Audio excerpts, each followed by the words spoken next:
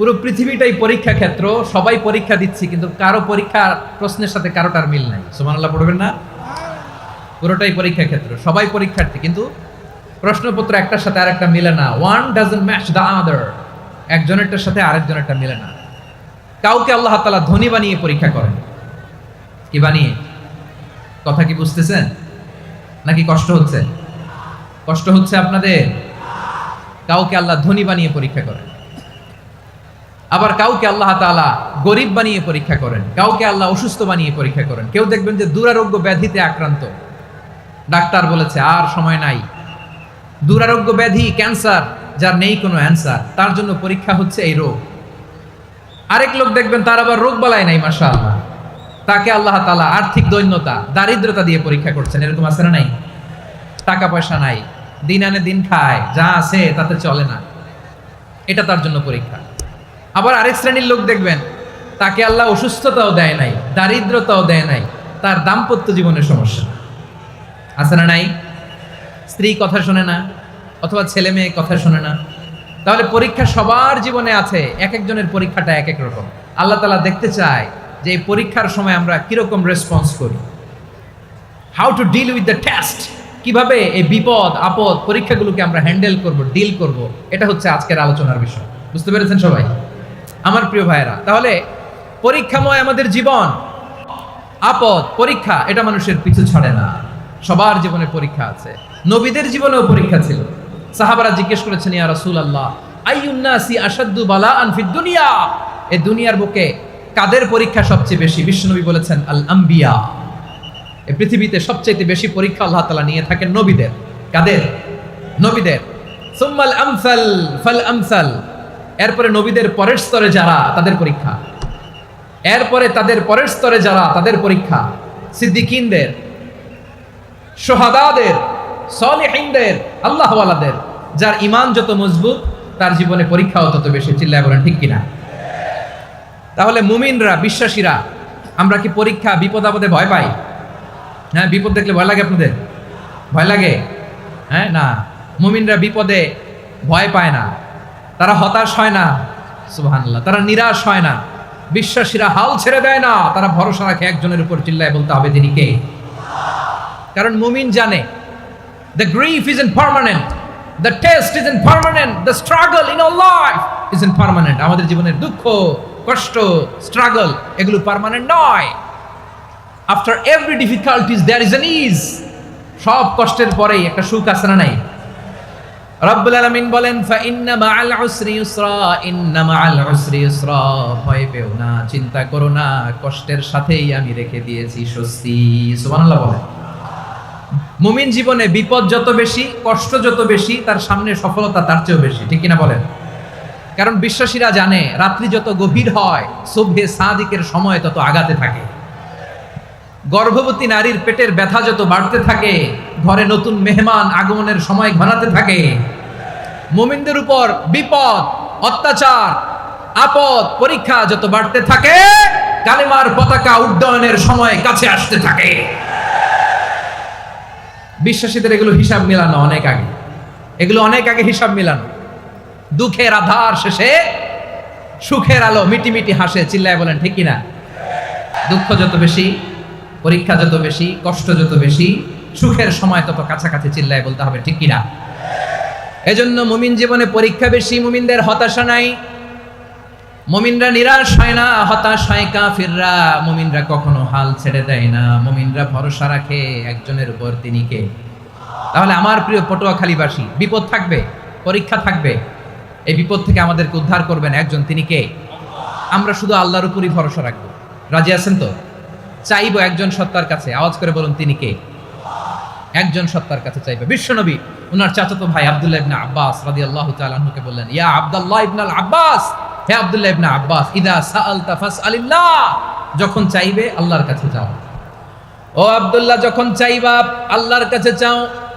ওয়া ইদা ইসতাআনতা ফাসতাইন বিল্লাহ, যখন সাহায্য চাইবা আল্লাহর কাছে ফরিয়াদ করো।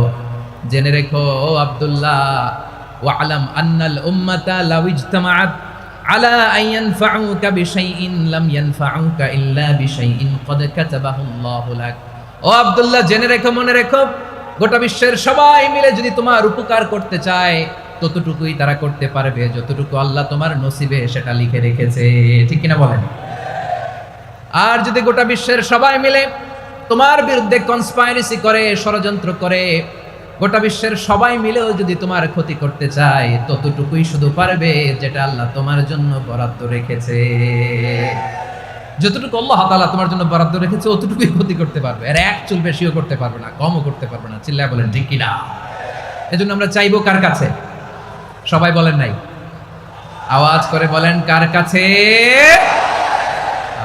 সব সময় আমরা আল্লাহর কাছে চাইবো, বিপদে আপদে, সুখে দুঃখে, সচ্ছল অবস্থায় অসচ্ছল অবস্থায়, পরাজয়ের সময় বিজয়ের সময়, সব সময় আমরা ভরসা রাখবো কার উপর? সবাই বলুন।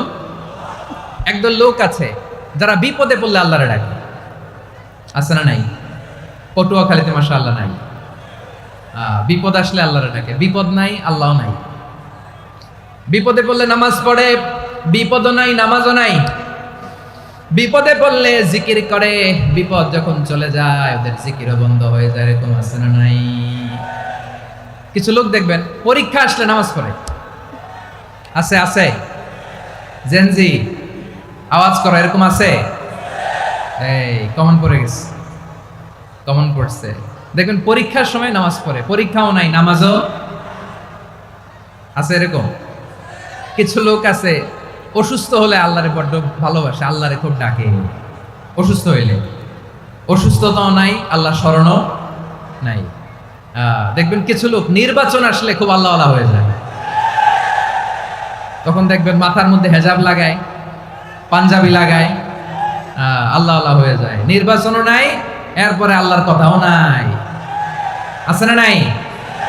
না, এরকম হওয়া যাবে না। সব সময় আমরা আল্লাহরে ডাকবো, বিপদে আপদে সব সময় ভরসা রাখবো আমরা একজনের উপর। আওয়াজ করে বলেন তিনি কে? এ কথায় আল্লাহ তাআলা আমাদের চোখে আঙ্গুল দিয়ে জানিয়ে দিলেন, ফাইদা রাকিবু ফিল ফুলকি দা'আবুল্লাহ মুখলিসিনা লাহুদ্দিন ফালাম্মা নাজ্জাহুম ইলাল বাররি ইযা হুম ইউশরিকুন। আল্লাহ বলে একদল লোক আছে তারা যখন নৌযানে চড়ে, জলযানে চড়ে, সাগরের মধ্যে যখন জাহাজে চড়ে, লঞ্চে চড়ে, তারা যখন তুফানের সম্মুখীন হয় তখন তারা আল্লাহরে বড্ড বেশি ডাকে, একান্তভাবে ডাকে, বিশুদ্ধ চিত্তে ডাকে। আবার তুফান থেকে তাদেরকে সেফ জোনে নিয়ে, নিরাপদ জোনে নিয়ে যখন বন্দরে আমি আল্লাহ তাদেরকে ভিড়িয়ে দেই, ওই লোকগুলো আবার আমি আল্লাহর সাথে শিরিক করে। এরকম আছে না নাই? জাহাজে উঠছে, সাগরের মাঝখানে তুফান, ওই সময় দেখবেন আল্লাহ কারে কয়। এই কথা তো আপনাদেরকে বোঝানো সহজ, আপনারা তো নদীর দেশের মানুষ। লঞ্চে চড়েন নাই কারা কারা দেখি? লঞ্চে চড়ছেন? হ্যাঁ, লঞ্চে চড়ে নাই এরকম একজনও নাই এখানে। আচ্ছা, লঞ্চে উঠছেন কে কে দেখি? মাশাআল্লাহ মাশাআল্লাহ মাশাআল্লাহ, ঠিক আছে, আপনাদের বোঝানো সহজ। আচ্ছা, লঞ্চে উঠে তুফানের সম্মুখীন হয়েছেন, জলোচ্ছ্বাস সবাই? মাশাআল্লাহ। তো এই ওয়াজ তো আপনাদের মুখস্থ, ঠিক কিনা বলেন? আমার বলার দরকার নাই, বলেন। মাঝ নদী, তুফান, জলোচ্ছ্বাস, জলের মধ্যে উচ্ছ্বাস, ঢেউ, টর্নেডো, সাইক্লোন, মেঘের ঘনঘটা, পরিবেশ ঘুটঘুটে অন্ধকার, লঞ্চ একবার এদিকে আরেকবার ওইদিকে, ভিতরে কি অবস্থা হয় বলেন তো? হ্যাঁ, তখন মুসলিম আল্লাহরে ডাকে, হিন্দু আল্লাহরে ডাকে, ঠিক কিনা বলেন? আস্তিক আল্লাহরে ডাকে, নাস্তিক আল্লাহরে ডাকে, ঠিক কিনা? লঞ্চের ভেতর, স্টিমারের ভেতর কান্নারে রোল পড়ে যায়, চিৎকারের রোল পড়ে যায়, সবার মুখ দিয়ে শুধু একটা আওয়াজ, লা ইলাহা লা ইলাহা লা ইলাহা সুবহানাল্লাহ আলহামদুলিল্লাহ লা ইলাহা। আল্লাহ নামের জিকির করবে যারা, আল্লাহর কাছে প্রিয় তারা, আল্লাহর কাছে প্রিয় যারা, জান্নাতে প্রবেশ করবে তারা। জোরে লা ইলাহা লা ইলাহা ইল্লাল্লাহ লা ইলাহা ইল্লাল্লাহু মুহাম্মাদুর রাসূলুল্লাহ সাল্লাল্লাহু আলাইহি ওয়াসাল্লাম। আমার প্রিয় পটুয়াখালীবাসী, তাহলে লঞ্চের ভেতরে যখন আমরা তুফানের মধ্যে পড়ি তখন সবাই মিলে আমরা একটা নামের জিকির করি। নামটা কার? মুসলমানেরাও ডাকে, হিন্দুরাও ডাকে, আস্তিকও ডাকে, নাস্তিকও ডাকে, সবাই ডাকে একজনকে। তিনি কে? আবার দেখবেন ওই আল্লাহ তুফানের পরে, ঝড়ের পরে ওই লঞ্চটাকে যখন সদর ঘাটে ফিরিয়ে দেয়, আবার আমরা নাফরমানি শুরু করে দেই। সে কোথায় আল্লাহ বললেন, ফাইদা রাকিবু ফিল ফুলকি দা'আল্লাহ মুখলিসিনা লাহুদ্দিন ফালাম্মা নাজ্জাহুম ইলাল বাররি ইযা হুম ইউশরিকুন। সাগরে যখন তুফানে পড়ে আমি আল্লাহর ডাকে, আবার আমি আল্লাহ যখন বাঁচিয়ে দেই, আবার আমি আল্লাহর সাথে শিরিক শুরু করে। আমরা কি এরকম হতে চাই নাকি? এরকম করবেন? হ্যাঁ না, আমরা তুফানে পড়লেও আল্লাহরে ডাকি, আবার বাঁচায় দেওয়ার পরেও ডাকি কারে? আল্লাহকেই ডাকি। বিমানের মধ্যে মাঝে মাঝে দেখবেন যে এয়ার টার্বুলেন্স হয়, জানেন? এয়ার টার্বুলেন্স জানেন তো? মাঝে মাঝে বিমানটা বাউন্সিং করে, বাম্পি, ভেরি বাম্পি ওয়েদার। শোনেন নাই? 40,000 ফিট উপরে যখন থাকে তখন পাইলট মাঝে মাঝে বলে, dear passengers, ladies and gentleman, right now we are flying 40,000 feet above the ground and we are passing very air turbulence, very heavy air turbulence right now. Please fasten your seat belt. দেখবেন মাঝে মাঝে বলে যে, ভদ্র মহিলা, ভদ্র মহোদয়গণ, আমরা 40,000 ফিট উপর দিয়ে যাচ্ছি আর এয়ার টার্বুলেন্স ফেস করছি, মেহেরবানি করে আল্লাহর রাস্তে সিট বেল্ট বাঁধুন। তখন বিমানটা এরকম বাউন্সিং করে, শেকিং করে। আপনারা মুখোমুখি হয়েছেন? ইদানিং এই এয়ার টার্বুলেন্স বেড়ে গিয়েছে। গত বছর আমার ইন্টারন্যাশনাল অনেকগুলো ফ্লাইট ছিল, তো আমি দেখলাম যে আগের ফ্লাইটগুলোর তুলনায় এখন এয়ার টার্বুলেন্স খুব বেশি। আমি একটু রিসার্চ করে দেখলাম, ক্লাইমেট চেঞ্জের কারণে, জলবায়ু পরিবর্তনের কারণে আকাশের বাতাসের মুভমেন্টে পরিবর্তন হয়েছে, ফলে এখন বিমান শেকিং করে বেশি, বাউন্সিং, বাম্পি ওয়েদার। তো বলেন তো, 40,000 ফিট উপরে যখন আপনি, কয় হাজার ফিট? সবাই বলুন, কয় হাজার ফিট? 40,000 ফিট উপরে যখন আপনি, তখন যখন বিমানটা এরকম বাউন্সিং করে, সবাই যখন ভমিটিং করে বিমান নষ্ট করে দেয়, বমি করে, তখন বাঁচানোর কে আছে আল্লাহ ছাড়া? কেউ আছে? ওই মুহূর্তেও সবাই মিলে একজনের ডাকে আওয়াজ করে বলেন, তিনি কে? মাঝে মাঝে কিছু সোশ্যাল মিডিয়ায় কিছু ভিডিও পাওয়া যায় যে হেভি যখন এয়ার টার্বুলেন্স হয়, 10 সেকেন্ড 15 সেকেন্ডের কিছু ভিডিও পাওয়া যায়, বিমানটা এরকম বাউন্সিং করছে, বাম্পি ওয়েদার, কাঁপছে, মানুষগুলো বমি করছে, অক্সিজেন মাসগুলো সব ঝুলে পড়েছে, বিমানটা শুধু কাঁপছে। তখন দেখবেন বিমানের ভেতরেও এরকম লঞ্চের মতো চিৎকার আছে না নাই? বিমানের ভেতরেও তখন চিৎকার। গত বছর হিথ্রো এয়ারপোর্ট থেকে সিঙ্গাপুর এয়ারলাইন্সের একটা ফ্লাইট, হিথ্রো টু চাঙ্গি, একটা ফ্লাইটে এমন বেশি এয়ার টার্বুলেন্সের শিকার হয়েছিল ওই এয়ারক্রাফটটা, 33 জন যাত্রী সেখানে আহত হয়েছে, একজন যাত্রী নিহত হয়েছে। কেবিন ক্রুজ, এয়ার হোস্টেস যারা আছে, একজনের নাক ফেটে, চোখ ফেটে, কপাল ফেটে, ব্লিডিং হয়ে শয়লা। প্রিয় ভাইয়েরা, ওই 40,000 ফিট উপরে বিমানটা যখন কাঁপবে, তখন আমাদেরকে আল্লাহ ছাড়া আর কেউ বাঁচানোর আছে? এত আসতে বললে হবে? ওই কঠিন মুহূর্তে আমার বাবা আমারে বাঁচাতে পারে, আমার বন্ধু আমারে বাঁচাতে পারে। এই গ্রাউন্ডে, জমিনের বুকে আমার প্রোটোকল, আমার ক্ষমতা, আমার দাম্ভিকতা, কোনো কিছু আমারে বাঁচাতে পারে একজন ছাড়া। চিল্লায় বলতে হবে, তিনি কে? সে আল্লাহ বললেন, গোলাম, আমি বিপদের সময় ঠিকই তোমাদের বাঁচিয়ে দেই। ওই বিমানের ভেতরে 40,000 ফিট উপরে যখন তোমরা এয়ার টার্বুলেন্সের শিকার হও, তখন নাস্তিকও আল্লাহরে ডাকে, হিন্দু আল্লাহরে ডাকে। জোরে বলেন ঠিক কিনা? আবার বিমানটা যখন শান্ত হয়ে যায়, একটু পরেই বিমানের স্ক্রিনের মধ্যে হিন্দি সিনেমা খোঁজে। বিমানের স্ক্রিনে কিন্তু বিশাল ওখানে আফলাম, ফিল্মের একেবারে বুঝাই করা। বিমানটা শান্ত হলে আবার হিন্দি সিনেমা দেখা শুরু করে। একটু আগে ডাকছিল কারে? কারে? দেখবেন বাংলাদেশে আমাদের ক্রিকেটাররা যখন অন্য কোনো দেশের সাথে খেলে, অনেক সময় এমন হয়, বল বাকি একটা, রান দরকার 6টা। বল বাকি কয়টা? পটুয়াখালী বুঝে নাই বোধ হয়। বল বাকি কয়টা? রান দরকার। আপনি দেখবেন ক্যামেরাম্যান তখন গ্যালারিতে খালি দেখায় দর্শকদের যে কি অস্থিরতা। হিপ হপ স্টাইলের মেয়েটা, যে মেয়েটার ওড়না এতক্ষণ ছিল গলায়, এতক্ষণ কই ছিল? ওই মেয়েটা দেখবেন ওড়নাটা টেনে মাথায় দিয়ে এরকম মুনাজাত ধরতেছে, আল্লাহ আল্লাহ, একটা সক্কা, আল্লাহ আল্লাহ, আমার লাল সবুজের পতাকারে তুমি অপমানিত কইরো না আল্লাহ, ইন্ডিয়ার সাথে আমাদের খেলা আল্লাহ আল্লাহ, একটা সক্কা, একটা পুরো পুরো খেলা জুড়ে এই মেয়ের ওড়না ছিল গলায়, কিন্তু যখন এক বলে 6 রান দরকার, ওড়না চলে আসছে কোথায়? মাথায়। আবার মুনাজাত আছে না নাই? ঠিকই বাংলাদেশের দামাল ছেলে এমন এক শট মারলো, বল চলে গেল স্টেডিয়ামের বাইরে, ছক্কা, জিতে গেলাম আমরা। পুরো স্টেডিয়াম জুড়ে চিৎকার, হই হুল্লোড়, মৌজ মাস্তি। যেই মেয়েটা মাথার মধ্যে ওড়না দিয়ে এতক্ষণ সুবহানাল্লাহ সুবহানাল্লাহ বলে আল্লাহর কাছে দোয়া করেছে, ওই মেয়ে এখন আবার ওড়না ফেলে দিয়ে নাচা শুরু করে দিয়েছে। তাহলে আল্লাহর ভয়, আল্লাহর প্রতি আস্থা, বিশ্বাস, ভালোবাসা, এটা কি ক্ষণিকের জন্য? মানে আমার যখন লাগবে তখন আল্লাহর ইউজ করবো নাকি? হ্যাঁ, বিপদে আপদে, সুখের সময় দুঃখের সময়, সচ্ছল অসচ্ছল অবস্থায় বিশ্বাসীরা ভরসা রাখে একজনের উপর, চিৎকার করে বলে পটুয়াখালী তিনি কে? সে আল্লাহ বললেন, গোলাম মনে করো না জাহাজ থেকে সদরঘাটে ভিড়িয়ে দিলাম তুমি নিরাপদ হয়ে গেছো, মনে করো না 40,000 ফিট থেকে সেফ ল্যান্ডিং এর পরে এয়ারপোর্টে নেমে গেলেই তুমি নিরাপদ হয়ে গেছো। ও মিয়া, বিপদ কি শুধু সাগরে আর আকাশে? ঘরের বিপদও, ঘরের ভেতরও বিপদ আসতে পারে কি পারে না? এজন্য সূরা মুলক আল্লাহ বললেন, আমিনতুম মান ফিস সামাই আন ইয়াখসিফা বিকুমুল আরদা ফাইযা হিয়া তামুর। তোমরা কি ভাবছো তোমরা নিরাপদ? সাগরের মধ্যে তুফান, আল্লাহ আল্লাহ ডাকলাম, সদরঘাটে যেয়ে পড়ছি, পয়সা গেছেন তো আপনি? আর পাবে আপনারে আল্লাহ? আল্লাহরা তো সাগরের মাঝখানে তো আল্লাহ আপনারা পাইছিল, আর তো পাবে না। আর পাবে আপনারে? আর আল্লাহ ধরতে পারবে আপনারে? ঘরের ভেতরও বিপদ দিয়ে আটকাতে পারে কে?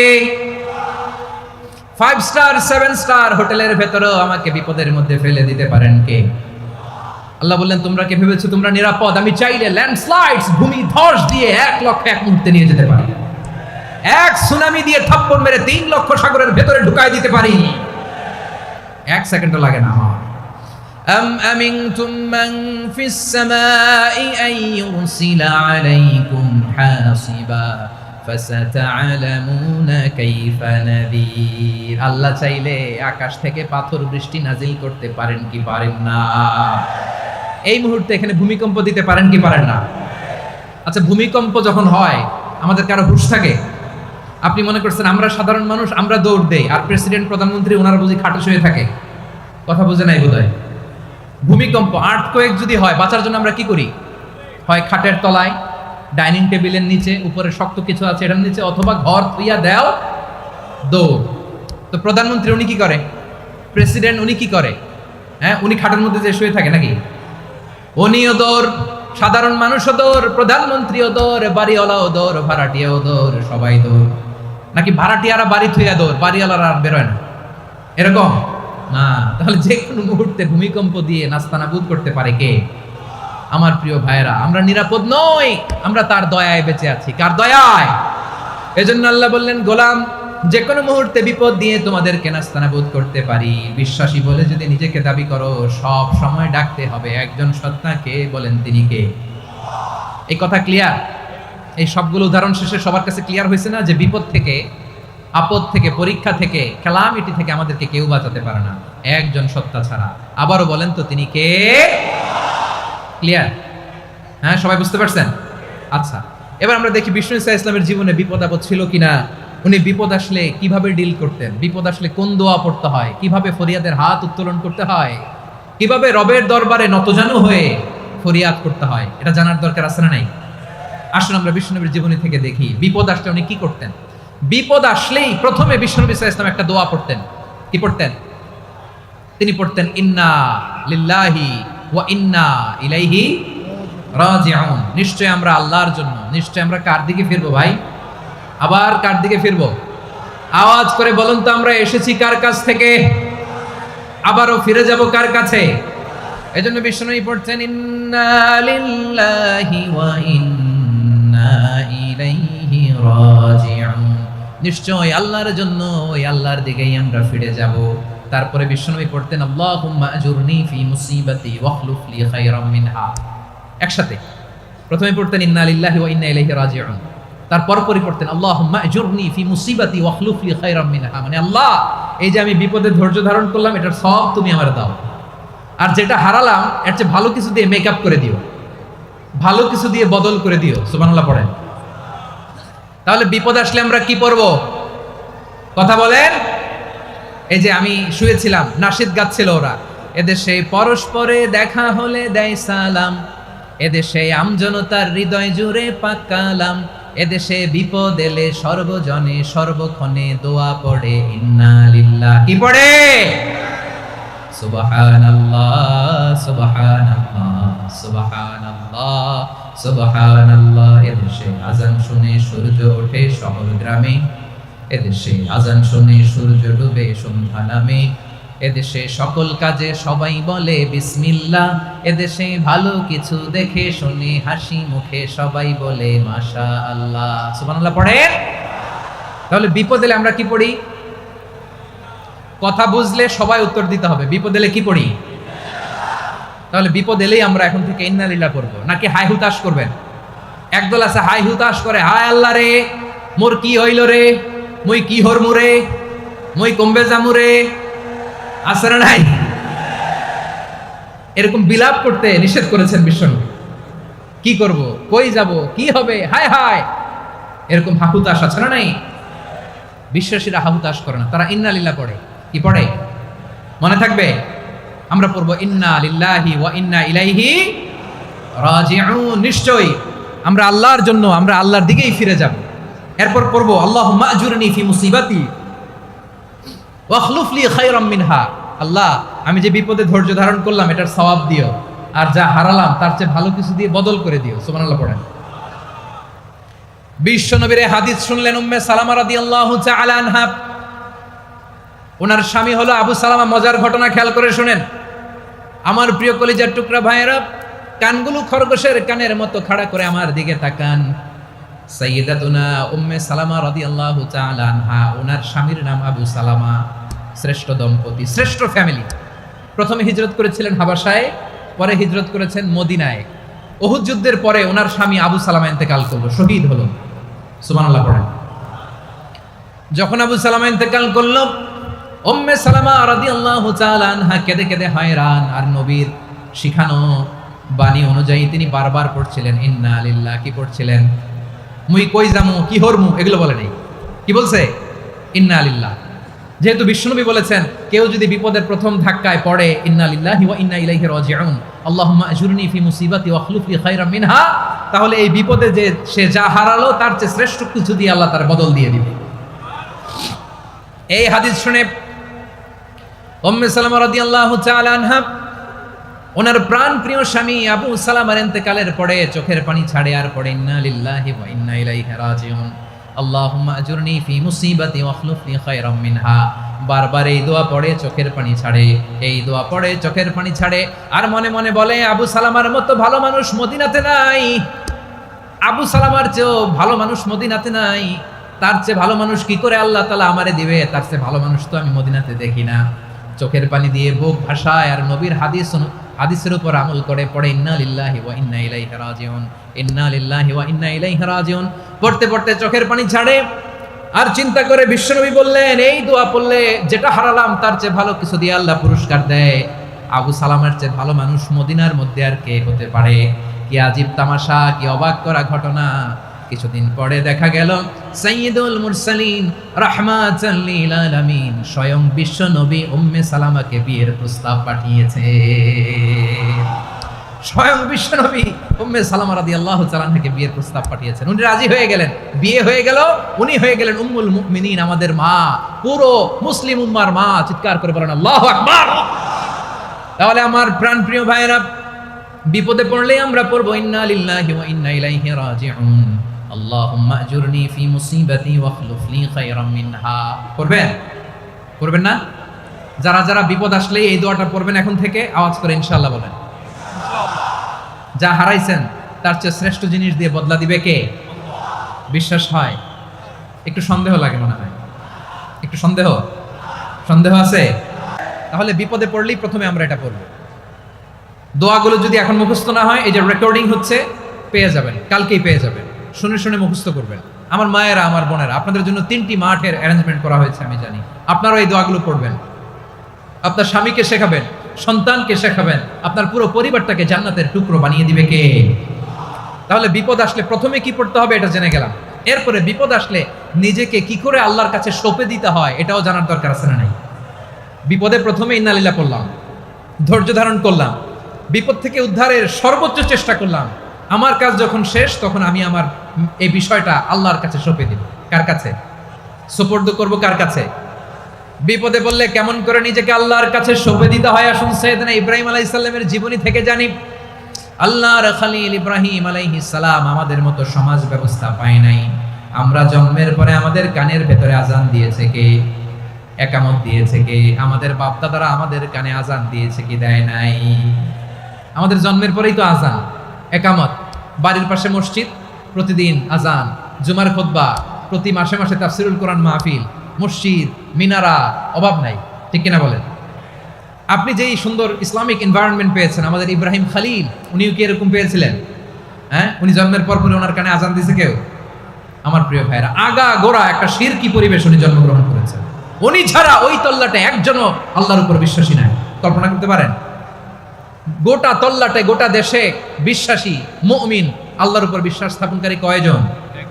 সবাই বলেন কয়জন? বাকি সব মুশরিক। বাকি সব মুশরিক নিজের সাথে নিজে শক্ত বোঝাপড়া করে, অ্যানালজি করে, সেলফ কনভারসেশন করে উনি মহা সত্যের সন্ধান পেয়েছে।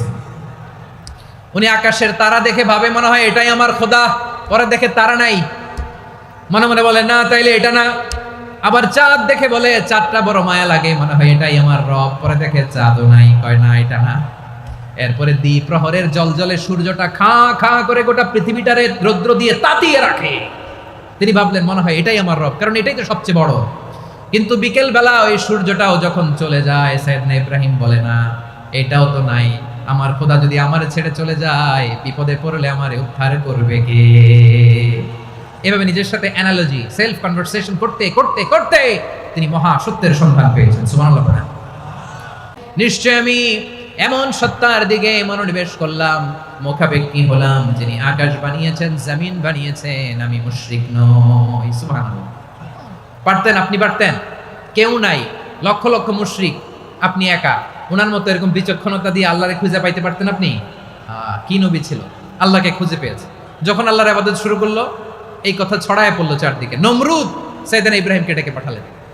নমরুদ বলে, ইব্রাহিম তুমি নাকি মূর্তির পূজা না করে কোন নতুন রবের ইবাদত করো, কে তোমার রব? সাইয়েদনা ইব্রাহিম বললেন, রব্বি আল্লাযী ইউহয়ী ওয়া ইউমীত, আমি এমন রবের ইবাদত করি যিনি জীবন দেন, যিনি মৃত্যু দেন। নমরুদ বলে, তাই নাকি? তোমার রব জীবন দেয়, মৃত্যু দেয়, আর এটা তো আমি দেই, আমিও তো জীবন দেই, আমিও তো মৃত্যু দেই। সাইয়েদনা ইব্রাহিম বললেন, কেমন করে তুমি জীবন দাও, মৃত্যু দাও, একটু দেখাও তো। নমরুদ জেলখানা থেকে দুজন কয়েদিকে ডেকে আনলো। কয়েদি এনে অর্ডার করলো, একটাকে এখনই শিরোচ্ছেদ, হেড অফ, ডেথ পেনাল্টি, মৃত্যুদণ্ড দেয়া হলো, ফিনকি দিয়ে রক্ত বেরোলো। নমরুদ বলে, দেখো দুজনকে ধরে আনলাম, একজন কয়েদিকে দিলাম ডেথ পেনাল্টি, মৃত্যুদণ্ড, ওরে মৃত্যু দিলাম। আরেকজন যে দাঁড়িয়ে আছে, চাইলে ওরেও আমি মৃত্যুদণ্ড দিতে পারি, কিন্তু না, ওরে আমি দিব না, ওরে আমি বাঁচাইয়া দিলাম, ছেড়ে দিলাম, মানে জীবন দিলাম। দেখো ইব্রাহিম, তোমার চোখের সামনে একজনরে মৃত্যু দিলাম, আর একজনরে জীবন দিলাম। আপাত দৃষ্টিতে তাই তো, একজনরে তো জীবন দিল, আরেকজনরে মৃত্যু দিল। সাইয়েদনা ইব্রাহিম এবার বিপাকে পড়ে গেলেন। কিন্তু এক একজন নবীকে আল্লাহ এমন উইজডম, বিচক্ষণতা দিয়ে এই জমিনে পাঠিয়েছেন। মুহূর্তের মধ্যে আল্লাহর খলিল ইব্রাহিম বললেন, فإن الله يأتي بالشمس من المشرق فأتي بها من المغرب فبهت الذي كفر। আল্লাহর খলিল ইব্রাহিম বললেন, নমরুদ বুঝলাম তুমি জীবন দাও, মৃত্যু দাও, দেখলাম, কিন্তু আমার রব, আমার আল্লাহ প্রতিদিন সকালবেলা উষা লগ্নে ওই পূর্ব দিগন্ত থেকে সূর্যটাকে উদিত করেন, সাঁঝের বেলা, বিকেল বেলা, কুথুরি লগ্নে, সন্ধ্যা বেলা ওই দ্বিপ্রহরের জলে সূর্যটাকে পশ্চিম দিগন্তে ডুবিয়ে দেন। মানে সকালবেলা পূর্ব দিক থেকে উদিত করা সূর্যটাকে পশ্চিম দিকে বিকেলে তিনি ডুবিয়ে দেন। তুমি যদি পারো ওই সূর্যটাকে পশ্চিম দিক থেকে উদিত করে পূর্ব দিকে ডুবিয়ে দাও। সুবহানাল্লাহ পড়বেন না? দেখেন, ইনস্ট্যান্ট ইন্টেলেক্ট, মুহূর্তে বিচক্ষণতা, উইজডম কাকে বলে? নমরুদ পারবে? নমরুদের বাপ পারবে? ওর দাদা, ওর 14 গোষ্ঠী, গোটা বিশ্বের সব ক্ষমতা তো রাষ্ট্রনায়করা একসাথে হলে পারবে? ফাবুহিতাল্লাযী কাফার পারে নাই, ব্যর্থ হয়েছে। এবার তেলে বেগুনে জ্বলে উঠেছে, রেগে মেগে আগুন বলে ফালকুহু ফিল জাহিম। ওর সাথে তর্ক নাই, না পেরে এবার এটারে আগুনে ফেলা। বিশাল বিশাল গাছ কেটে লাকড়ি এনে আগুনের কুণ্ডলি বানানো হলো, দাউ দাউ দাউ দাউ করে আগুন জ্বলে। আল্লাহর খলিল ইব্রাহিমকে আগুনে নিক্ষেপ করা হবে। আল্লাহর খলিল সাইয়েদনা ইব্রাহিমের হাতের মধ্যে রশি দিয়ে টাইট করে বাঁধা হলো, পায়ের মধ্যেও টাইট করে রশি দিয়ে বাঁধা হলো। আল্লাহর খলিল ইব্রাহিমকে আগুনের কুণ্ডলির মধ্যে ফেলা হবে। ও মিয়া, আপনি যে বিপদের কারণে ভয় পান, হতাশ হন, এটা কোনো বিপদ ওনার বিপদের সামনে? পটুয়াখালী আওয়াজ করে বলুন, সাইয়েদনা খলিল ইব্রাহিমের সামনে বিপদের সামনে আমাদের বিপদগুলো কোনো বিপদ? এটা কোনো বিপদই না, এটা কোনো বিপদই না। হাত পা বেঁধে টাইট করে নিক্ষেপ করা হবে, সিম্পলি ফেলা যাবে না, কারণ দাউ দাউ করে দ্য ব্লেজিং ফায়ার, এমন আগুনের কুণ্ডলি কাছে যাওয়া যায় না, আগুনের উত্তাপে নিক্ষেপ করা হবে। হাতে রশি বেঁধে, পায়ে রশি বেঁধে আল্লাহর খলিল ইব্রাহিম আলাইহিস সালামকে আগুনের মধ্যে নিক্ষেপ করা হবে। আহা, এটার বলে অগ্নি পরীক্ষা। উনি অগ্নি পরীক্ষার সম্মুখীন হয়েছিলেন, এজন্য কঠিন পরীক্ষাকে আমরা অগ্নি পরীক্ষার সাথে তুলনা করি, ঠিক কিনা? সাইয়েদনা জিবরাইল এসে বললেন, ও আল্লাহর খলিল, ওরা তো আপনার হাতও বেঁধে ফেললো, পাও বেঁধে ফেললো, নড়াচড়ার সুযোগ নাই, বলেন আমি জিবরিল ফেরেশতা আপনার জন্য কি করতে পারি?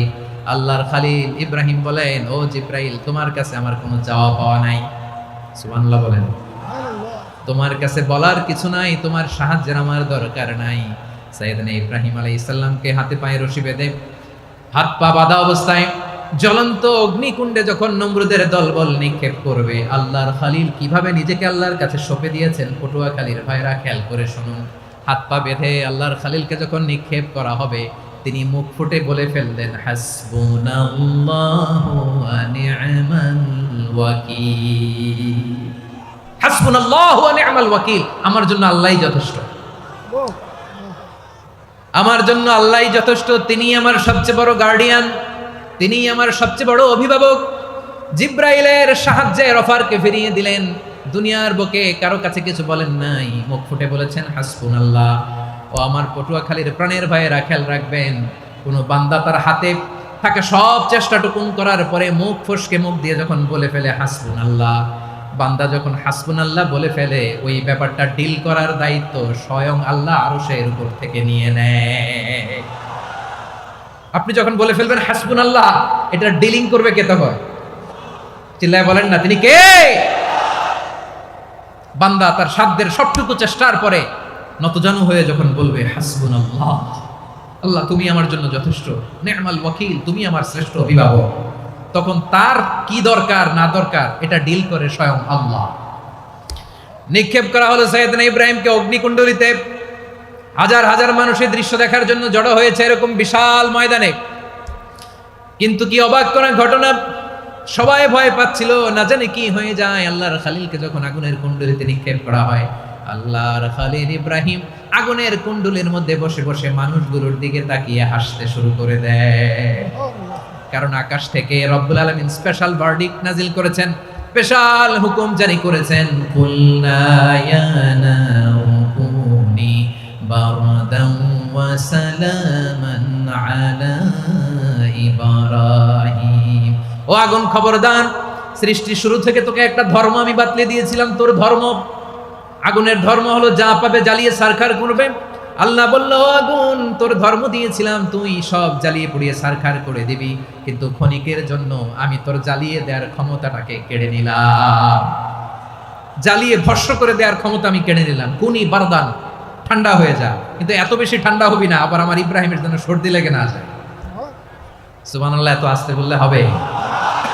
কুনি বারদান, বারদ মানে বরফ, ঠান্ডা, ঠান্ডা হ, কিন্তু এত ঠান্ডা হবি না যাতে আমার ইব্রাহিমের কষ্ট হয়। আগুন বলে, আল্লাহ একবার বললাম ঠান্ডা হ, আবার বলো এত ঠান্ডা হবি না যাতে খলিলের সর্দি না লাগে। কেমন ঠান্ডা হব, কেমন এনভায়রনমেন্ট তৈরি করে দেব বলো। আল্লাহ বললেন, সালামান আলা ইব্রাহিম, আমার খলিল, আমার কলিজা, আমার ইব্রাহিমের জন্য তুই জান্নাতের গুল বাগিচা হয়ে যা। ও ভাই, নবী মুসার মতো ঈমান হলে রাস্তা হবে সাগর জলে, নবী ইউসুফের মতো ঈমান হলে একে একে দরজা খোলে, নবী ইব্রাহিমের মতো ঈমান যদি আজও থাকে বিদ্যমান, অগ্নিকুণ্ডে দেখতে পাবে খুবসুরতে ফুল বাগান। কুলনা ইয়া নারু কুনি বারদান ওয়া সালামান আলা ইব্রাহিম। বান্দা যখন মুখ দিয়ে বলে হাসবুনাল্লাহ, আমার আল্লাহ আমার জন্য যথেষ্ট, এই বলে যখন নিজেকে সঁপে দেয়, তার কি লাগবে ওই দায়িত্ব স্বয়ং নিয়ে নেয় কে? সবাই বলেন স্বয়ং নিয়ে নেয় কে? তাহলে আমার প্রিয় ভাইরা, বিপদের শুরুতেই আমরা বলবো ইন্না লিল্লাহ। শুরুতে কি বলবো? এরপরে যেই বাক্যটা পড়ে নিজের পরিস্থিতিকে আল্লাহর দরবারে সঁপে দিব, সেটা হচ্ছে হাসবুনাল্লাহ। সেটা কি? বিষ্ণু বলেন লা ইয়াজালু লিসানুকা রাতাবান মিন যিকরিল্লাহ। সব সময় আল্লাহর স্মরণ দিয়ে, জিকির দিয়ে জিহ্বাটারে সিক্ত রাখো। আর শয়তানু জাসিমুন আলা কলবি ইবনে আদম, শয়তান বনি আদমের কলবে খামচি মেরে বসে থাকে। ফাইদা যাকারাল্লাহ খালাসা, মানুষ যখন আল্লাহর স্মরণ করে জিকির করে, শয়তান দৌড়ে পালায়। ওয়া ইদা গাফালা ওয়াসওয়াসা, যখনই বনি আদম গাফেল হয় তখনই শয়তান তার হৃদয়ে ওয়াসওয়াসা দেয়। এজন্য বিপদে পড়লে ইন্না লিল্লাহ, নিজের সব টুকুন করার পরে, নিজের রোল প্লে করার পরে নিজেকে আমরা কি বলে সঁপে দিব? সবাই বলেন, সবাই বলতে হবে। আর জোরে বলে, মনে থাকবে? বিপদে পড়লে প্রথমে ইন্না লিল্লাহ, এরপরে নিজেকে যখন সঁপে দিব তখন হাসবুনাল্লাহ। এরপরে কঠিন বিপদে যখন বিশ্বনবী পড়তেন তখন কি করতেন? এমন বিপদ মাঝে মাঝে হয় না, দেয়ালে পিঠ থেকে যায়, চোখে মুখে অন্ধকার, কি করব দিশা খুঁজে পাই না, এরকম হয় কখনো? হ্যাঁ, আপনাদের হয়? হয় না? তো জান্নাতে আছেন আপনারা। হয় হয় এরকম হয়েছে না যে দেয়ালে পিঠ থেকে গেছে, চোখে মুখে অন্ধকার, কই যাব, কি করব, বাঁচানোর কেউ না, এরকম হয়েছে কখনো আপনাদের? যদি হয় তাইলে এটার সলিউশন বলবো, না হইলে তো এগুলো বলে লাভ নাই। হয় হয় হয় বিশ্বনবী এরকম কঠিন বিপদে পড়েছেন জীবনের কিছু কিছু মুহূর্তে। ওই মুহূর্তে বিশ্বনবী স্পেশাল দুইটা দোয়া পড়তেন, এই দোয়াগুলো আপনাদেরকে জানিয়ে দেয়। বিশ্বনবী বলেন, কঠিনতম বিপদে যখন পড়বা, দেয়ালে পিঠ থেকে যায়, চোখে মুখে অন্ধকার, বাঁচার কোনো উপায় নাই, তখন পড়বা লা ইলাহা ইল্লা আনতা সুবহানাকা ইন্নী কুনতু মিনাজ জালিমিন। আল্লাহ, তুমি ছাড়া কোনো ইলাহ নাই, তুমি পবিত্র, নিশ্চয় আমি জালিমদের অন্তর্ভুক্ত। সুবহানাল্লাহ বলেন। এই দোয়া সাইয়েদনা ইউনূস আলাইহিস সালাম পড়েছিলেন যখন মাছের পেটে ছিলেন। কিসের পেটে? এবং অনেক মুফাসসিরিন একরাম বলেছেন, অনেক আহলুল ইলমরা বলেছেন, এটা হচ্ছে ইসমে আজম। ইসমে আজম এমন দোয়া যেটা দিয়ে দোয়া করলে আল্লাহ দোয়া কবুল করে, কিন্তু এটা কোনটা, এটা নিয়ে ইখতিলাফ আছে। কোন কোন আহলুল ইলম বলেন লা ইলাহা ইল্লা আনতা সুবহানাকা ইন্নী কুনতু মিনাজ জালিমিন, এটা হচ্ছে ইসমে আজম। সাইয়েদনা ইউনূস আলাইহিস সালাম পড়েছেন। আপনারা পড়েননি? তুফান হইলে পড়েন না? আমাদের এলাকায় তো এটা খুব, এটার উপর ব্যাপক আমল আছে। পটুয়াখালীতে কি অবস্থা বলেন? পড়েন পড়েন পড়েন পড়েন। একটা গল্প শুনেছিলাম, পাক হানাদার বাহিনী যখন বাংলাদেশে অ্যাটাক করতো, ৭১ সালের ঘটনা বলতেছে, আমরা তো দেখি নাই, শুনছি আর কি। ৭১ যদি দেখতাম এতদিনে রাজাকার হয়ে যেতাম। আল্লাহ আমাদেরকে বাঁচাই দিছে, আল্লাহর মেহেরবানি, ঠিক কিনা বলেন? মন মতো হইলে মুক্তিযোদ্ধা, মন মতো না হইলে রাজাকার। কত কিছু দেখলাম এই শাহবাগের বুকে। আল্লাহ, ৭১ সালে দেখি নাই, আমরা শুনেছি, পাক হানাদার বাহিনী জিজ্ঞেস করত মুসলিম না অমুসলিম চেক করার জন্য, বলতো কালেমা বল, কালেমা বাতাও। তো যারা কালেমা বলতে পারতো পাকিস্তানি বাহিনী নাকি ওদেরকে ছেড়ে দিত, শুনেছি। তো একজনকে, এক বাঙালিরে পেয়ে তার মাথার মধ্যে বন্দুকর নল ধরে বলতেছে কালেমা বল সালে, কালেমা বাতা, কালেমা বল। তো ভয়ের চোটে এই দোয়া পড়া শুরু করছে। ও পড়তেছে লা ইলাহা ইল্লা আনতা সুবহানাকা ইন্নী কুনতু মিনাজ জালিমিন। পাকিস্তানি বলে সালে ইয়ে তো মুসিবত কা কালেমা है। বাঙালি কয় হাম তো ভি মুসিবত মে है। পাকিস্তানি বলে বেটা কোন দোয়া বললি, এটা তো মুসিবতের কালেমা। কয় আমিও তো মুসিবতে আছি, আমার মাথার মধ্যে বন্দুক ধরে তুমি আমার কালেমা জিজ্ঞেস করো, এখন কোনটা কালিমা আর কোনটা কি দোয়া, আমার হুঁশ আছে নাকি? প্রিয় ভাইরা, আসলে এটা দুআউল মুসিবা, বিপদে পড়লে এ দোয়া পড়তে হয়। লা ইলাহা ইল্লা আনতা সুবহানাকা ইন্নী কুনতু মিনাজ জালিমিন। এটা পড়বেন আপনারা। এই দোয়া পড়ে সাইয়েদনা ইউনূস আলাইহিস সালাম মাছের পেট থেকে রক্ষা পেয়েছিলেন। রক্ষা করেছিল কে? তুমি ইউনূস নবীরে যখন খাইলো মাছেতে গিলিয়া, ফেরেশতা পাঠাইয়া দিলে ইসমে আজম দিয়া, প্রাণে ছিল যাহার ভয় সেথা পাইল আশ্রয়, প্রাণে ছিল যাহার ভয় সেথা পাইল আশ্রয়, মাছের পেট হতে সে যে পেল পরিত্রাণ। আল্লাহু আল্লাহু তুমি জাল্লে জালালুহু, শেষ করা তো যায় না গে তোমার গুণগান। আল্লাহু আল্লাহু সুবহানাল্লাহ পড়ে। লা ইলাহা ইল্লা আনতা সুবহানাকা ইন্নী কুনতু মিনাজ জালিমিন। বিষ্ণুবি বললেন, দেয়ালে পিঠ থেকে গেলে, চোখে মুখে অন্ধকার, বাঁচার কোনো উপায় নাই, তখন এই দোয়াটা করতে হবে। এই দোয়া পড়ে আল্লাহর কাছে ফরিয়াদ করলে বিপদ মুক্ত করবেন কে? কেন এই দোয়াটা আল্লাহর কাছে বড্ড প্রিয় জানেন আমার ভাইরা? কারণ এই দোয়ার মধ্যে তিনটা জিনিস আছে। আমি যেরকম আঙ্গুল উঁচু করেছি এরকম করেন তো। তিনটা। কয়টা? তিনটা। এক নম্বরে হচ্ছে তাওহীদ, দুই নম্বরে তাসবিহ, তিন নম্বরে তাকরীর।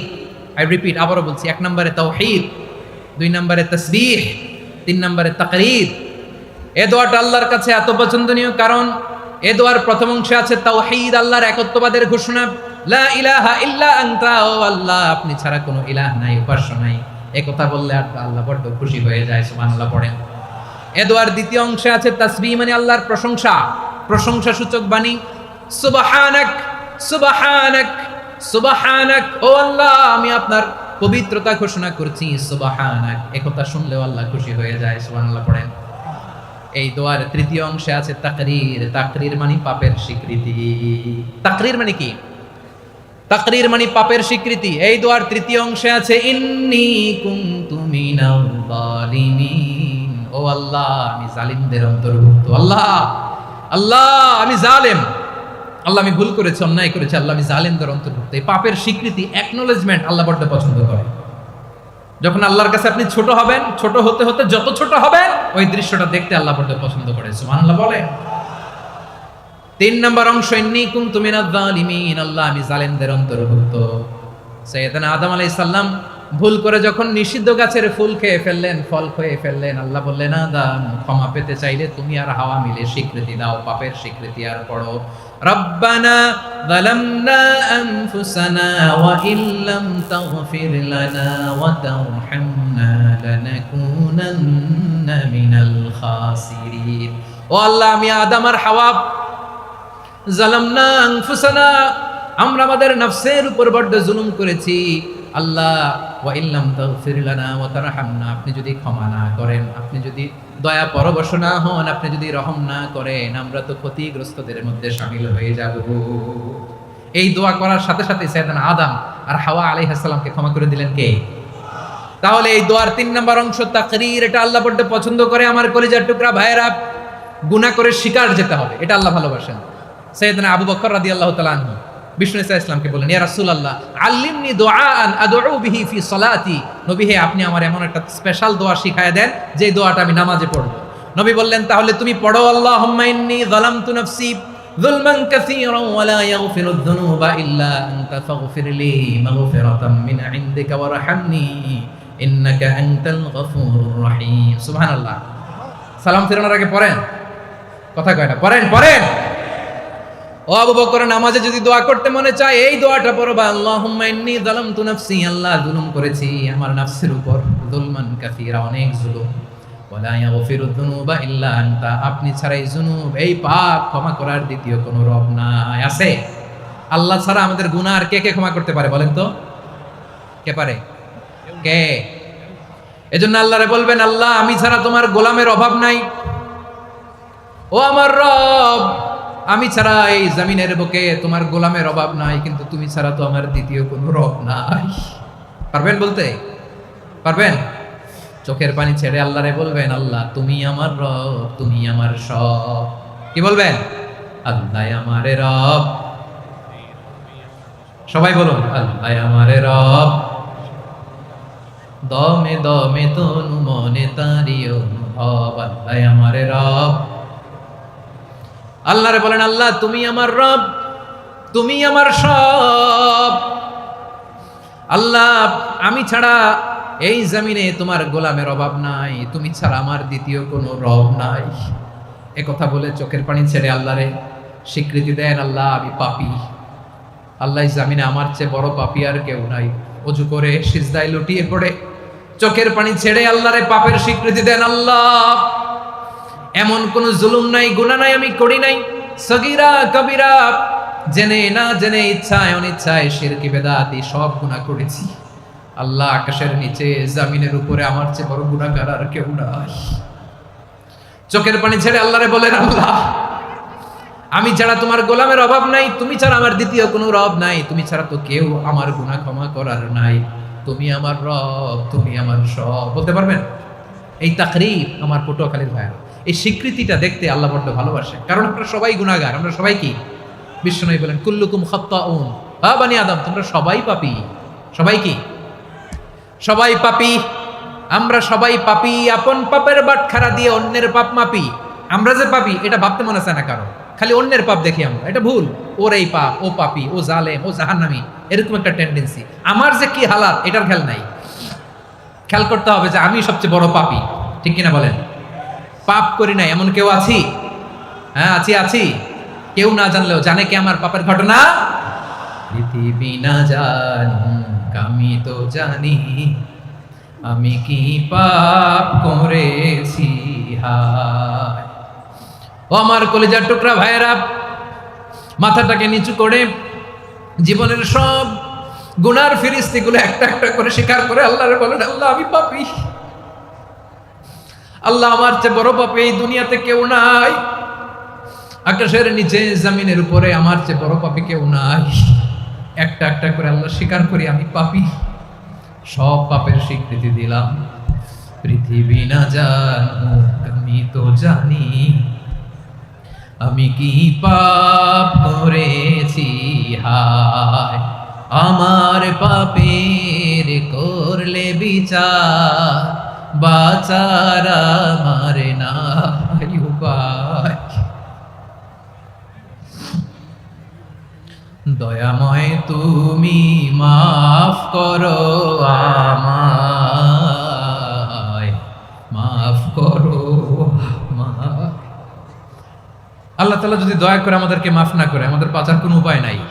আপনি কি ভেবেছেন আপনার নামাজ দিয়ে আপনি জান্নাতে যাবেন? আপনি তাহাজ্জুদ গুজার, সেজদা দিতে দিতে কপালে দাগ ফেলেছেন, এটা আপনারা জান্নাতে নেবে না। আপনি এলাকার সবচেয়ে বড় হাতেম তাই দানশীল, এই দানের ভরসায় বসে আছেন, কশিন কালো না। আমাদের নামাজ, আমাদের রোজা, আমাদের ইবাদত এগুলোকে মিজানের পাল্লায় উঠালে কোনো ওজনই হবে না। তবে আমাদের একটা কৌশল জানা আছে, আমরা আল্লাহর রহমতের ভিখারি। আমরা সেদিন আগেই গুনার স্বীকৃতি দিয়ে দেব। আমরা বলবো, আল্লাহ তুমি প্রশ্ন করার আগে তোমার একটা কথা বলি, আমারে কিছু জিজ্ঞেস করো না, আমি সব করেছি। এমন কোন পাপ নাই যে পাপ আমারে দিয়ে হয় নাই। তোমার রহমত দিয়ে তুমি জান্নাতে পাঠাবা, তোমার দয়ায় জান্নাতে যেতে চাই, আমল দিয়ে না। পারবেন বলতে? কিয়ামতের দিন আমরা বলবো, আল্লাহ আমার আমল দিয়ে জান্নাত চাই না, আমি তোমার দয়া দিয়ে জান্নাত চাই। তোমার দয়া ছাড়া আমার কোনো উপায় নাই। কারণ আল্লাহ যদি বিচার করে বাঁচার কারো উপায় নাই। আল্লাহ যদি বলে ফেলেন তুই এটা করলি কেন, ওখানে গেলি কেন, কোরআনে 1000 বার নিষেধ করলাম তারপরেও এই পাপে জড়ালি কেন, এরকম প্রশ্ন ছুড়ে দিলে আমার উত্তর আছে? বাঁচার কোনো উপায় আছে? রোজ হাসরে হে আল্লাহ আমার করোনা বিচার, আল্লাহ করোনা বিচার। বিচার চাহি না তব দয়া চাহি, এ গুনাহগার করোনা বিচার। আপনার আমল দিয়ে জান্নাতে যাবেন? কি দিয়ে যাবেন? আল্লাহর দয়া দিয়ে। আল্লাহর রহম আর দয়া ছাড়া কেউ জান্নাতের চেহারাও দেখতে পাবে না। আমার প্রিয় ভাইরা, এই দোয়া আল্লাহর কাছে পছন্দনীয় হওয়ার কারণ 3টা। দোয়ার প্রথম অংশে আছে তাওহীদ, আল্লাহর একত্ববাদের ঘোষণা। এই দোয়ার দ্বিতীয় অংশ আছে তাসবিহ, আল্লাহর প্রশংসা সূচক বাণী। এই দোয়ার 3 নাম্বার অংশ পাপের স্বীকৃতি। তাহলে আমরা সবাই গুনাহগার। আমরা আল্লাহর কাছে পাপের স্বীকৃতি দিয়ে বলবো, ও আল্লাহ, ইন্নী কুনতু মিনাজ জালিমিন, আমরা জুলুম করেছি, পাপ করেছি, অন্যায় করেছি, আল্লাহ বুঝতে পারি নাই, শয়তানের ওয়াসওয়াসায় পড়ে, বন্ধুর পাল্লায় পড়ে, নফসের খায়েশ মিটাতে যে আল্লাহ করে ফেলেছি। তুমি গুনাহ না মাফ না করলে আমাদের গুনাহ মাফ করার দ্বিতীয় কেউ নাই, ঠিক কিনা বলেন? এভাবে অনুতপ্ত হয়ে যদি আল্লাহর কাছে দোয়া করেন, দেয়ালে পিঠ থেকে গেছে, কোনো রাস্তা নাই বের হওয়ার, ওই মুহূর্তেও আপনাকে বিপদ থেকে উদ্ধার করবে কে? বিশ্বনবী চরম বিপদে পড়লে দুটা দোয়া পড়তেন। প্রথম হলো এটা, লা ইলাহা ইল্লা আনতা সুবহানাকা ইন্নী কুনতু মিনাল যালিমিন। এই দোয়াটা আমরা বেশি বেশি পড়ব প্রিয় ভাইরা। রাজি আছেন? সবাই আওয়াজ করে পড়ুন ইনশাআল্লাহ। আমার প্রিয় ভাইয়েরা, বিপদে পড়লে বিশ্বনবী আরো একটা দোয়া পড়তেন, লা ইলাহা ইল্লাল্লাহুল আযীমুল হালিম, লা ইলাহা ইল্লাল্লাহু রাব্বুল আরশিল আযীম, লা ইলাহা ইল্লাল্লাহু রাব্বুস সামাওয়াতি ওয়াল আরদি ওয়া রাব্বুল আরশিল কারীম। এই যে বললাম, রেকর্ড হয়ে গেছে, এখন তো আর ইনস্ট্যান্ট মুখস্থ না হলো, পরে মুখস্থ করে নেবেন। আল্লাহ ছাড়া কোনো উপাস্য নাই, তিনি সুমহান, মহা সহিষ্ণু। আল্লাহ ছাড়া কোনো উপাস্য নাই, তিনি সুমহান, আরশের অধিপতি। আল্লাহ ছাড়া কোনো উপাস্য নাই, তিনি আকাশের মালিক, জমিনের মালিক, তিনি সুবিশাল, আরশের অধিপতি। সুবহানাল্লাহ পড়েন। এই দোয়াটা কেউ যদি পড়ে যদি এর ওসিলা করে দোয়া করে, তাকে বিপদ থেকে মুক্তি দেয় কে? মনে থাকবে আপনাদের? তাহলে বিপদের প্রথম ধাক্কায় কি যেন পড়তে হয়? ইন্না লিল্লাহ। তারপরে কি বলে আল্লাহর কাছে নিজেকে সঁপে দিতে হয়? দেয়ালে পিঠ থেকে গেলে লা ইলাহা ইল্লা আনতা সুবহানাকা ইন্নী কুনতু মিনাজ জালিমিন। দুই নম্বর হচ্ছে লা ইলাহা ইল্লাল্লাহুল আযীমুল হালিম, লা ইলাহা ইল্লাল্লাহু রাব্বুল আরশিল আযীম, লা ইলাহা ইল্লাল্লাহু রাব্বুস সামাওয়াতি ওয়াল আরদি ওয়া রাব্বুল আরশিল কারীম। মনে থাকবে? ইনশাআল্লাহ বলেন সবাই, আওয়াজ করে সবাই ইনশাআল্লাহ।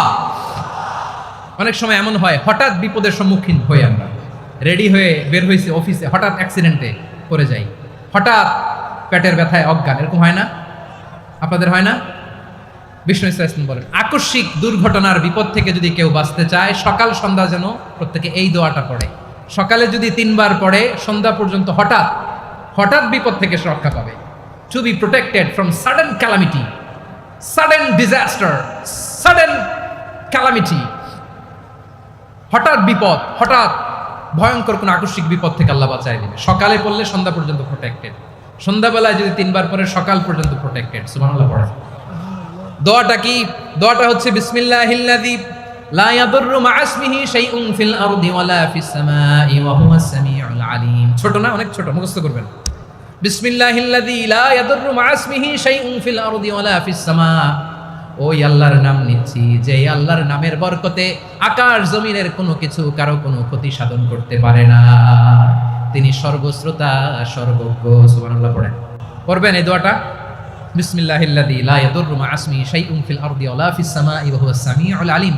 ফজরের পরে 3 বার, মাগরিবের পরে 3 বার যদি কেউ পড়ে, প্রোটেক্টেড, যে কোনো হঠাৎ বিপদ থেকে প্রোটেক্টেড। প্রোটেক্ট করেন কে? ওই আল্লাহর নাম নিচ্ছি, যে আল্লাহর নামের ওসিলায় আকাশ জমিনের কোনো কিছু কোনো ক্ষতি করতে পারে না। সুবহানাল্লাহ পড়েন।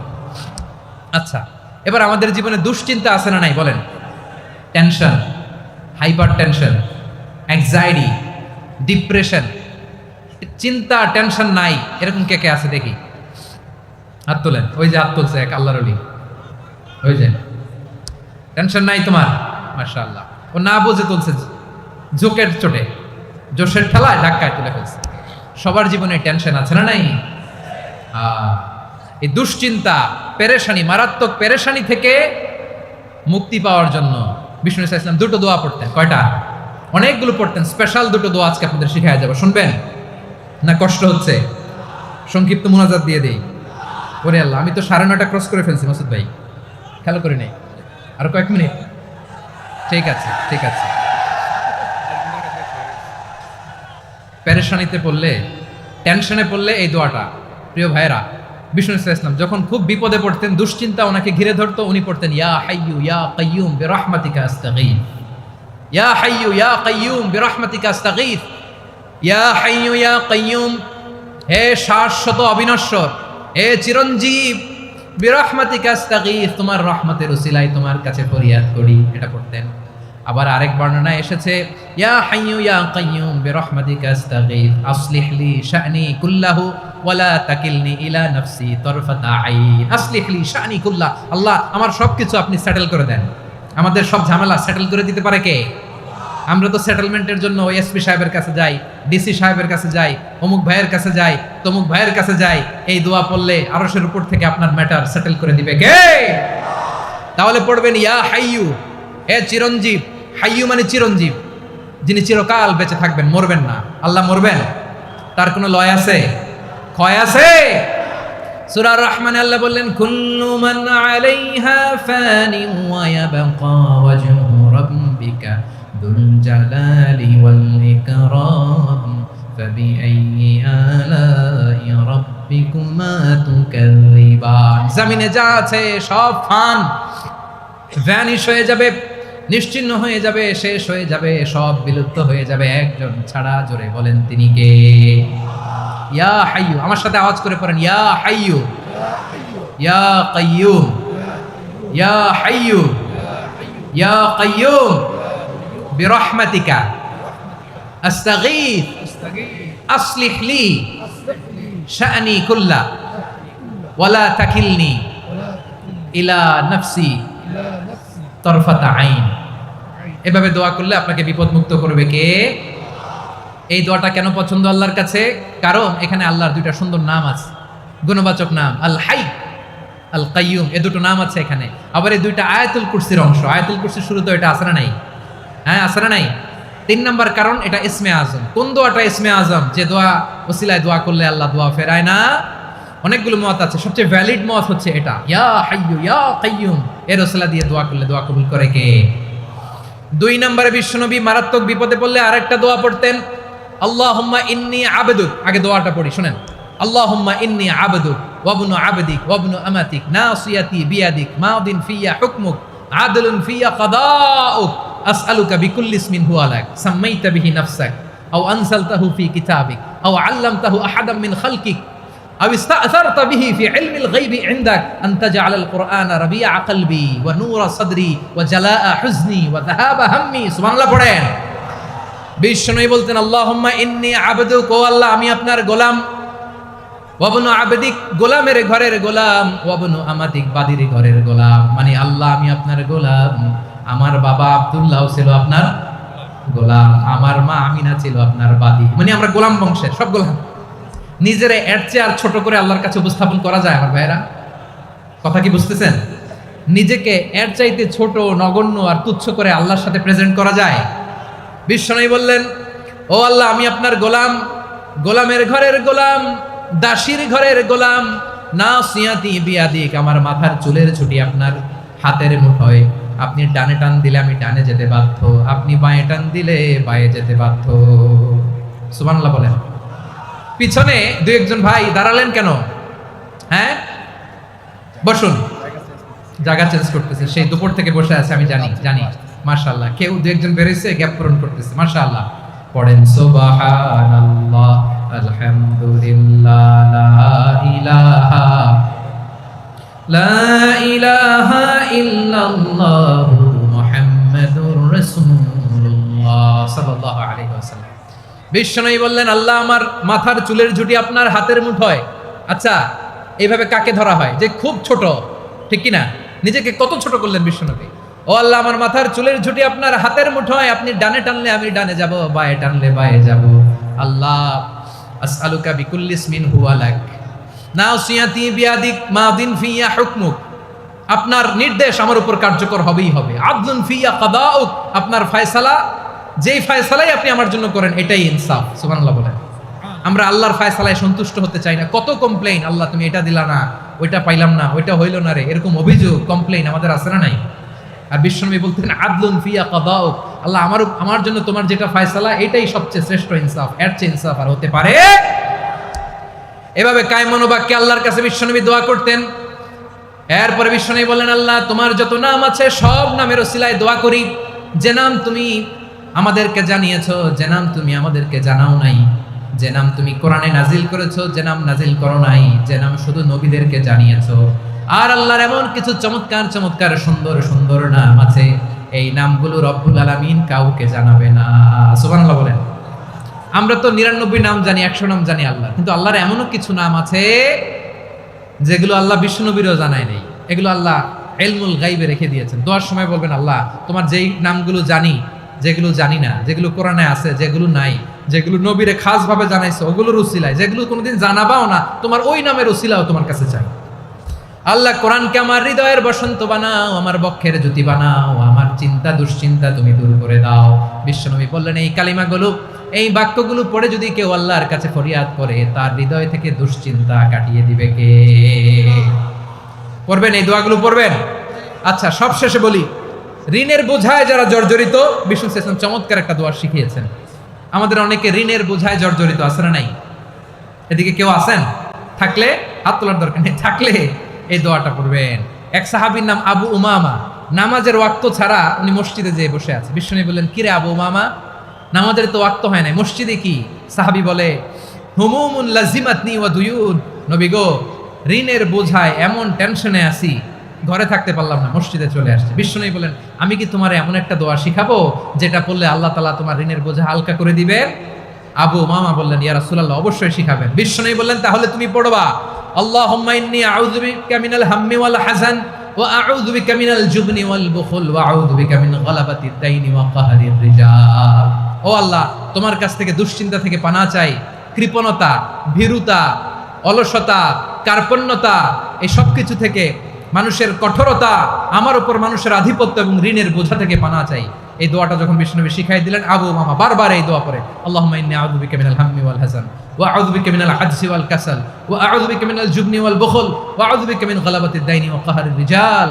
আবু মামা বলে, এই দোয়া আমি পড়তে লাগলাম আর পড়তে লাগলাম, কিছুদিন পরে দেখা গেল বিষ্ণুনবীর শেখানো এই দোয়ার বদৌলতে আল্লাহ তাআলা আমার সব ঋণ পরিশোধের ব্যবস্থা করে দিয়েছেন। পড়বেন, পড়বেন। আমার প্রিয় পটুয়াখালীর ভাইরা, বিশ্বনবীর জামাতা সাইয়্যিদিনা আলী রাদিয়াল্লাহু তাআলা আনহুর কাছে এক লোক এসে বলে, হে আলী, ঋণের বোঝায় আমি জর্জরিত, আমার কিছু অর্থ দিয়ে সাহায্য করো। সাইয়্যিদিনা আলী রাদিয়াল্লাহু তাআলা আনহু বললেন, আমি কি তোমার এমন একটা দোয়া শিখাবো যেটা বিশ্বনবী আমাদের শিখিয়েছেন? এই দোয়া যদি তুমি পড়ো, লাউ কানা আলাইকা মিসলু জাবালিন কাবীরিন দাইনান আদাল্লাহু আনকা, পাহাড় পরিমাণে যদি ঋণের বোঝা হয়, আল্লাহ এটা পরিশোধের ব্যবস্থা করে দিবেন। ছোট্ট একটা দোয়া বিশ্বনবী শিখালেন, বললেন তুমি পড়বা, আল্লাহুম্মা কফিনি বিহালালিকা আন হারামিকা ওয়া আগনিনি বিফাদলিকা আম্মান সিওয়াক। মুখস্থ আছে? হ্যাঁ, আছে। আল্লাহুম্মা কফিনি বিহালালিকা আন হারামিক, আল্লাহ তোমার হালাল দিয়ে আমাকে পরিতুষ্ট করো, হারাম থেকে বাঁচিয়ে রাখো, আর তোমার অনুগ্রহে মানুষের মুখাপেক্ষী যেন আমি না হই, আমি যেন সবসময় তোমার মুখাপেক্ষী হয়, ওই তৌফিক দিও। সুবহানাল্লাহ পড়েন। এই দোয়া বেশি বেশি পড়লে ঋণের বোঝা হালকা করে দিবে কে? তাহলে প্রিয় ভাইয়েরা, বিপদে পড়লেই প্রথমে কি করবেন? পটুয়াখালী ভুইলা গেছে, বিপদে পড়লেই প্রথমে ইন্না লিল্লাহ কি বলে নিজেকে আল্লাহর কাছে সঁপে দিতে হয়? হাসবুনাল্লাহ। চরম বিপদে দেয়ালে পিঠ থেকে গেছে, তখন লা ইলাহা ইল্লা আনতা সুবহানাকা ইন্নী কুনতু মিনাজ জালিমিন। এরপরে লা ইলাহা ইল্লাল্লাহুল আযীমুল হালিম, এই দোয়া। আকস্মিক বিপদ, হঠাৎ যেন কোনো বিপদ আমাকে পেয়ে না বসে, এটার জন্য বিসমিল্লাহিল্লাযী লা ইয়াদুররু মা ইসমিহি শাইউন ফিল আরদি ওয়ালা ফিস সামাই ওয়া হুয়াস সামিউল আলীম। সকালে 3 বার, রাতে 3 বার। আর মারাত্মক tension, hyper tension, anxiety, depression থেকে বাঁচার জন্য 2 দোয়া, ইয়া হাইয়্যু ইয়া কাইয়্যুম, ইয়া হাইয়্যু ইয়া কাইয়্যুম, মনে থাকবে? আর আল্লাহুম্মা ইন্নী আবদুক, এই দোয়া। ঋণ থেকে বাঁচার জন্য 2 দোয়া, আল্লাহুম্মা ইন্নী আউযু বিকা মিনাল হাম্মি ওয়াল হাযান, এটা। আর আল্লাহুম্মা কফিনি বিহালালিকা আন হারামিকা ওয়া আগনিনি বিফাদলিকা আম্মান সিওয়াক। আর সব সময় পড়ার জন্য একটা আমল দিয়ে যাই, উঠতে বসতে, অফিসে যাচ্ছেন, অফিস থেকে ফিরতেছেন, বসে আছেন, শুয়ে আছেন, ছোট্ট এক শব্দে আমরা যেন বেশি বেশি পড়ি, আস্তাগফিরুল্লাহ। আওয়াজ করে আমার সাথে পড়ুন, আস্তাগফিরুল্লাহ। আবার পড়ুন, আস্তাগফিরুল্লাহ। আল্লাহ রাসূল সাল্লাল্লাহু আলাইহি ওয়াসাল্লাম বলেন, মান লাজিমাল ইস্তিগফার, যে সব সময় এরকম ইস্তিগফারের সাথে লেগে থাকে, জাআলাল্লাহু লাহু মিন কুল্লি দীকিন মাখরাজা, আল্লাহ তাআলা তাকে কোনো বিপদে আটকান না, সে জীবনে আটকাবে না, যে কোনো বিপদে আল্লাহ তার রাস্তা বের করে দিবেন। Way out, you will get a way out and solution. সুবহানাল্লাহ। ওয়া মিন কুল্লি হাম্মিন ফারাজা, দুশ্চিন্তা মুক্ত হবে। ওয়া ইয়ারযুকহু মিন হাইসু লা ইয়াহতাসিব, এমন জায়গা থেকে আল্লাহ রিজিকের বন্দোবস্ত করবে যেটা সে কল্পনাও করে নাই। আওয়াজ করে পড়েন সুবহানাল্লাহ। তাহলে মনে থাকবে আস্তাগফিরুল্লাহর কথা। সব শেষ কথা বলবো, সব শেষ। আমার প্রিয় ভাইয়েরা, এটা গেল নিজের বিপদ। কিসের বিপদ? নিজে যদি বিপদে পড়েন। অন্যের বিপদ যদি দেখেন, এটার জন্য একটা দোয়া আছে। অনেক সময় আমরা দেখি হাসপাতালে ক্যান্সারের 3rd স্টেজে চলে গেছে, লোকটা হ্যাংলা হয়ে চিকন হয়ে হায়রে কি কষ্ট পায়, দেখি না? বিষ্ণু বলে একটা দোয়া যদি কেউ অন্যের কোনো বিপদ দেখে পড়ে, ওই বিপদ তার জীবনে কখনো আসবে না। শুনবেন? শোনার আগ্রহ আছে? অনেক সময় হয় যে আমরা মহাসড়ক দিয়ে যখন চড়ি, দুর্ঘটনায়, আইরে আল্লাহ, দুর্ঘটনায় মানুষের মাথা একদিকে, দেহ আরেকদিকে, ব্লিডিং, এরকম হয় না? আল্লাহ তুমি হেফাজত করো। বিশ্বনবী বলেন, এই দুর্ঘটনা দেখে কেউ যদি এই দোয়াটা পড়ে, তার জীবনে সে কোনোদিন এরকম অ্যাক্সিডেন্টের সম্মুখীন হবে না। শুনবেন? বিশ্বনবী বলেন, অন্যের বিপদ দেখে কেউ যদি পড়ে, আলহামদুলিল্লাহিল্লাযী আফানি মিম্মা বাতালাকা বিহি ওয়া ফাদ্দালানি আলা কাসীরিম মিম্মান খালাকা তাফদীলা, মানে প্রশংসা সে আল্লাহর, যে আল্লাহ তাআলা তোমাকে যেই জিনিস দিয়ে পরীক্ষা করেছে, আমাকে ওইটা থেকে বাঁচিয়ে দিয়েছে। তোমাকে আল্লাহ যেই বিপদে ফেলেছে, আমাকে ওই বিপদ থেকে তিনি মুক্ত রেখেছে, আর তার অনেক সৃষ্টির উপর আমাকে তিনি প্রাধান্য দিয়েছে। সুবহানাল্লাহ পড়েন। যে কোনো বিপদ, কারো ক্যান্সার দেখে যদি এই দোয়াটা আপনি বিশ্বাসের সাথে পড়েন, জীবনে কোনোদিন ক্যান্সার রোগে আক্রান্ত হবেন না। দুর্ঘটনা দেখে যদি পড়েন, ওই দুর্ঘটনা আপনাকে স্পর্শ করবে না। যে কোনো কারো বিপদ দেখে যদি কোনো বিশ্বাসী বান্দা এই দোয়া পড়ে, বিশ্বনবী বলেন, লাম ইউসিবহু যালিকাল বালা, ওই বিপদ তাকে আর ধরবে না। উফিয়া মিনহু মিন যালিকাল বালা কাইনাম মা কান, সে যতদিন হায়াত পাবে কোনোদিন ওই বিপদ তাকে স্পর্শ করবে না। এই দোয়াটা পড়তে রাজি আছেন আমার প্রিয় ভাইরা? তাহলে পুরো আলোচনার সেন্ট্রাল থিম হচ্ছে, আমাদের জীবনে বিপদ আসবে, কষ্ট আসবে, দুঃখ আসবে, কিন্তু বিপদে আপদে আমরা হাল ছেড়ে দিব না, হতাশ হব না। মুমিন হতাশ হয় না, নিরাশ হয় না, হাল ছেড়ে দেয় না। মুমিন ভরসা রাখে একজনের উপর। আওয়াজ করে বলুন, যিনি কে? বিপদে পড়লে আমাদেরকে উদ্ধার করে কে? আবার আমাদেরকে যদি কোনো নেয়ামত আল্লাহ দিতে চান, ওইটা কেড়ে নেওয়ার ক্ষমতা কারো আছে? তাহলে আমরা কানেক্টিভিটি বাড়াবো কার সাথে? আমাদের প্রার্থনার ফরিয়াদের হাত তুলবো কার কাছে? রাজি আছেন? পটুয়াখালীর ভাইয়েরা, মনে থাকবে কথাগুলো? আল্লাহ তাআলা আমাদের সবাইকে কথাগুলো বোঝার ও আমল করার তৌফিক দান করুন। আমি আপনাদের আতিথেয়তা, আপনাদের ভালোবাসায় মুগ্ধ হয়েছি, ইমপ্রেসড হয়েছে। আলহামদুলিল্লাহ। লক্ষ লক্ষ তাওহীদি জনতা, কোনো ডিস্টার্ব নাই, কোনো হই হুল্লোড় নাই, মারামারি নাই। পটুয়াখালী আজকে হিস্ট্রি তৈরি করেছে।